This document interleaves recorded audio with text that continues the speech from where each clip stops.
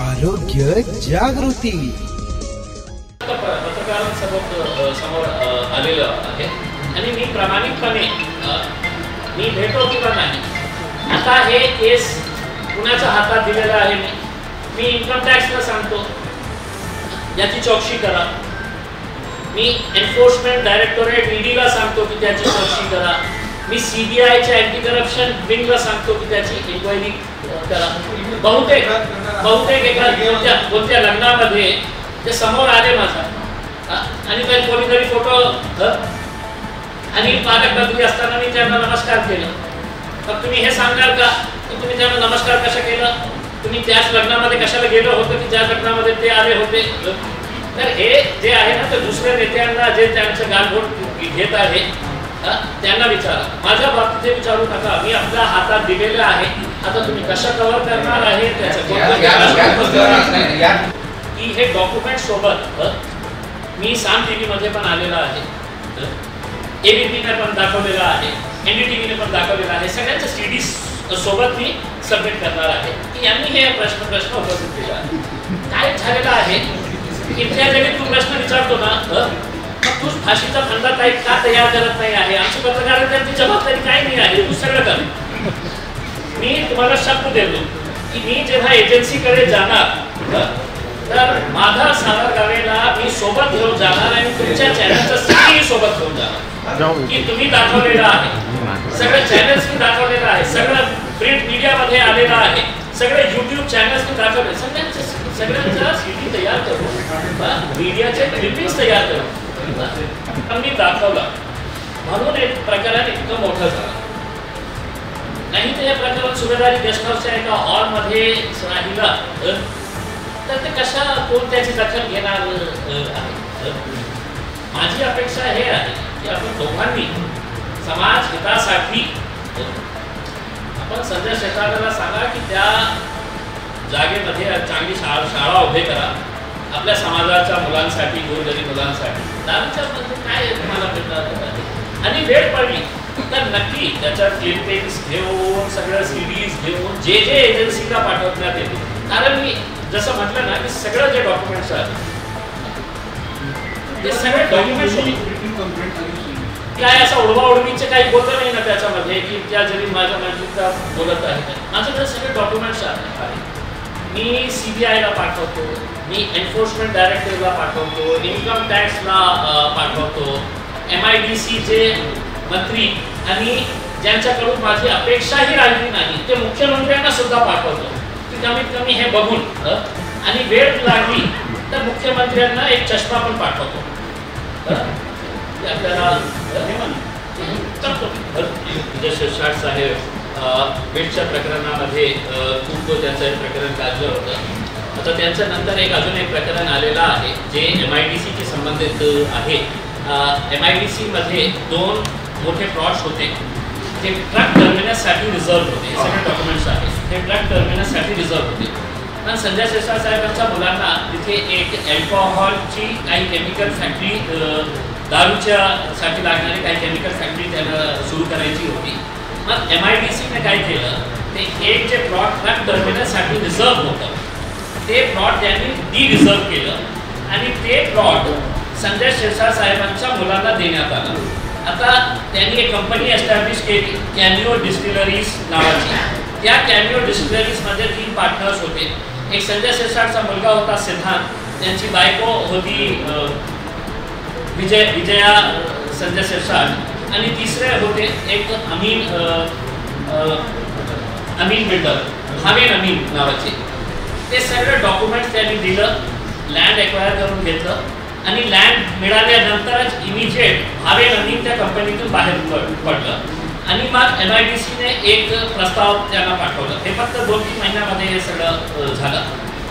त्यांनी एक प्रस्ताव पाठवलं की आम्हाला हे डिरिझर्व आम्ही केलेलं आहे, आता हे प्रायोरिटीने हे लँड अलॉट करायचं आहे आणि प्रायोरिटीने लँड अलॉट करताना कशासाठी आपल्याला अलॉट करायचं आहे हे त्यांनी सांगितलं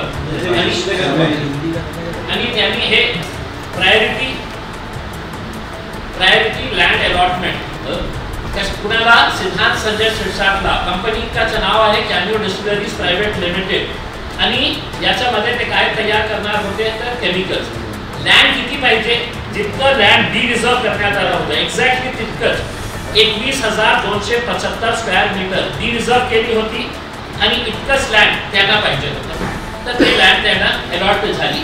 आता त्याच्यामध्ये जे ॲब्सोल्यूट अल्कोहोल तयार करण्यासाठी हे कंपनीचे फॅक्टरी स्टार्ट करणार होते. आणि किती मोठी कंपनी आहे, 105 कोटी 105 crores 89 लाख रुपये, म्हणजे सरासरी 106 कोटी रुपये 106 करोड रुपीची कंपनी. आता हे कंपनी एस्टॅब्लिश करण्यासाठी तुम्हाला स्वतःचा कॉन्ट्रीब्युशन करावं लागतं, जे तुम्ही ॲप्लिकेशनमध्ये दिलेले आहे. आणि ॲप्लिकेशनमध्ये म्हटलेले आहे की 26 कोटी 26 करोड 47 लाख रुपीज मी माझा स्वतःचा कॉन्ट्रीब्युशन करणार आहे. सेल्फ कॉन्ट्रीब्युशन माझ्या खिशातून मी 26 कोटी 47 लाख रुपीज देणार आहे आणि बँकेतून कर्ज घेणार आहे 79 लाख 79 करोड 42 लाख रुपीज आम्ही बँकेतून कर्ज घेणार आहे. माझा प्रश्न हे आहे की हे जे 26.5 कोटी रुपये तुम्ही सेल्फ करणार होते तर कुठून घेणार होते, कोण तुम्हाला पैसे देणार होते आणि बँकेतून तुम्ही घेणार होते ते वेगळी गोष्ट आहे. तर हे फायनान्स कुठून आणणार होते. आता आम्ही बाहेर पडल्यानंतर बँकेत फक्त 2च डायरेक्टर्स राहिलेले आहे, एक त्यांचा मुलगा, दुसरी त्यांची पत्नी.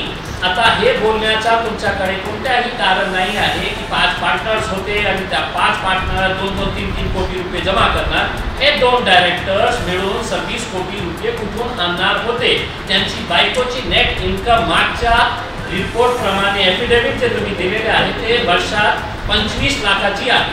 मग 25 लाखाच्या आधारावर तुमच्यावर आत्ता आजच्या घडीला 12.5 कोटी रुपयाचा कर्ज आहे फक्त बायकोच्या नावाने. मग हे पैसे कुठून आणणार होते. MIDC ने आम्हाला हे सांगावं की मागच्या 2-3 वर्षामध्ये अनेक लोक तुमच्याकडे आले होते की आम्हाला जागा द्या. तुम्ही त्यांना स्पष्टपणे सांगितलं होते की 1 इंचची जागा आम्हाला क्षेत्रामध्ये नाही आहे. मग हे जागा मंत्रीसाठी कशा प्रकारे कोणत्या आधारावर हे रिलीज करण्यात आली आहे. याच्यामध्ये उद्योग मंत्री सामील आहे, याच्यामध्ये पालकमंत्री सामील आहे, MIDCचे सगळे अधिकारी याच्यामध्ये सामील आहे. आणि माझी अपेक्षा जे देवेंद्र फडणवीस साहेब जो स्वतःला हे म्हणतात की मी भ्रष्टाचार मुक्त महाराष्ट्र, हे केस त्यांनी CBI कडे द्यावा किंवा एनफोर्समेंट डायरेक्टोरेट कडे द्यावा. आणि दूध का दूध पानी का पानी हो जाएगा. उसमें इम्तियाज जलील गलत है या ये डॉक्यूमेंट्स गलत है. कैंसर के सामने जहां हर पल महत्वपूर्ण होता है, वहां एक ऐसी जगह है जो सहानुभूति, समर्थन और संवेदना प्रदान करती है. आपका स्वागत है उम्मीद पैलिएटिव कैंसर केयर सेंटर में, जहां हम सहानुभूति और विशेषज्ञता के साथ देखभाल को नया रूप देते हैं. यहां हमारी समर्पित चिकित्सा पेशेवरों, योगदानकर्ताओं और देखभालकर्ताओं की टीम अपने रोगियों के जीवन की गुणवत्ता को बढ़ाने के लिए दिन रात मेहनत करती है. यह सिर्फ रोग का इलाज करने के बारे में नहीं है, यह समझने के बारे में है कि सफर क्या है. हम संकट समाधान देते हैं और समय को बेहतर बनाते हैं. दर्द प्रबंधन से लेकर भावनात्मक समर्थन तक हम अपनी सेवाएं प्रत्येक व्यक्ति और उनके परिवार की विशेष आवश्यकताओं के अनुसार व्यवस्थित करते हैं.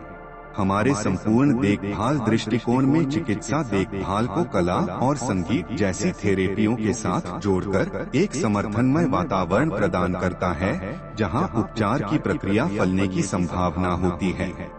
पेशेंट केयर गिवर हमें उम्मीद पैलिएटिव कैंसर केयर सेंटर में इलाज ही नहीं, एक समुदाय मिला जो हमारी समझता है और परवाह करता है. हमारी स्थानीय उपलब्धियों में स्थान हमारी स्थिति को शांति और समृद्धि देने वाली एक संबल परिसर है. हर पल को महत्व देने के हमारे मिशन में शामिल हो.